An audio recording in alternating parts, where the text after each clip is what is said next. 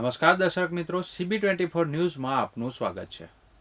મુસીબતમાં ફસાયેલા નાગરિકો માટે ગુજરાત પોલીસનું જીપી સ્મેશ પોર્ટલ આજે આશીર્વાદરૂપ સાબિત થઈ રહ્યું છે।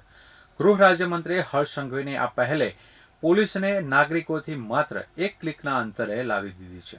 સોશિયલ મીડિયા પર મળતી સામાન્ય ફરિયાદ પર પણ પોલીસ ગણતરીની મિનિટોમાં એક્શન લે છે, જેના પરિણામે અત્યાર સુધી 1150થી વધુ પરિવારોની સમસ્યાઓનો સુખદ ઉકેલ આવ્યો છે।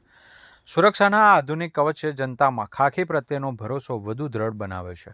માર્ચ 2025થી કાર્યરત થયેલું GP smash portal cyber crime, traffic અને ગુમ થયેલી વ્યક્તિઓના કેસ ઉકેલવામાં પાયાનું સાધન બન્યું છે। રિયલ ટાઈમ મોનિટરિંગને કારણે पुलिस હવે ઘટના સ્થળે પહોંચવામાં જરાય વિલંબ करती નથી। ये जो प्रयास है, इस प्रयास की वजह से डिजिटल प्लेटफॉर्म का मैक्सिमम यूटिलाइजेशन फॉर गवर्नेंस हम कर रहे हैं और भी बहुत सारे माध्यम हैं, जैसे कि 112 नंबर है और भी बहुत सारे नंबर है जहाँ पे लोग शिकायत कर सकते हैं। लेकिन कभी किसी को कोई और समस्या होती है या कुछ और मुद्दे ऐसे होते हैं या फोटोग्राफ टैग करने होते हैं या लोकेशन टैग करना होता है, ऐसे मामलों में जीपी स्मैश ये जो हमारा इनिशिएटिव है काफ़ी सफल साबित हो रहा है।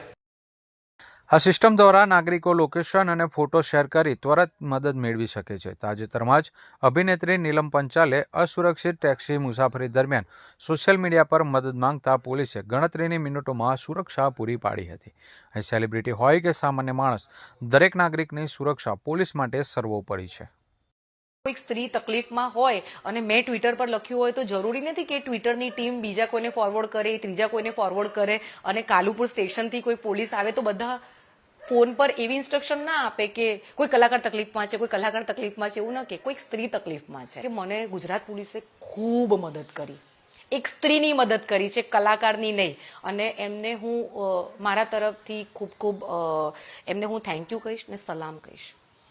ચાલુ ટ્રેને મદદ પહોંચાડવી હોય કે જંગલોમાં અટવાયેલા પ્રવાસીઓનો જીવ બચાવવો, જીપી સ્મેશની ટીમે દરેક પડકાર ઝીલ્યો છે। પોલીસ અને પ્રજા વચ્ચેના મજબૂત સંબંધોની આ નવી શરૂઆત ગુજરાતને વધુ સુરક્ષિત અને ભયમુક્ત બનાવી રહી છે।